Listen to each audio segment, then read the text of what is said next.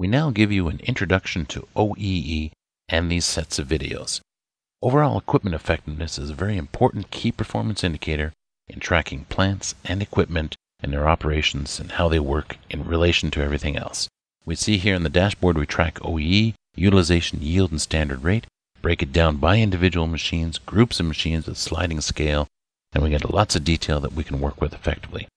Overall equipment effectiveness is made up of availability times performance times quality, or percent utilization times percent standard rate times percent yield, and it shows a group or a plant output as a percent of maximum capacity. World class is typically 85%. It's a very important key performance indicator of an organization.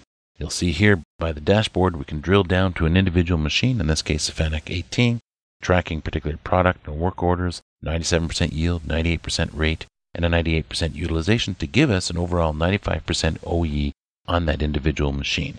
We have data tables that we can track performance data, production data, and OEE data, and customize individual fashion about 400 different data fields that can be extracted accordingly.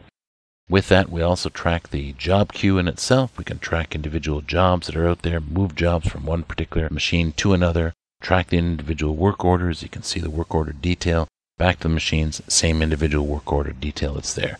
Through efficiencies, we can now report on all that information with a very detailed reporting package from Business Objects Crystal Report, an industry standard tool. We look here at overall equipment summary, tracking by selection, by sorting and subtotaling.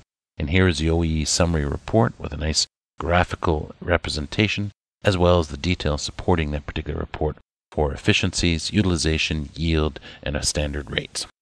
So with that, we get an enormous amount of information that we can report on to understand exactly how our plant and equipments are operating in an overall equipment effectiveness fashion.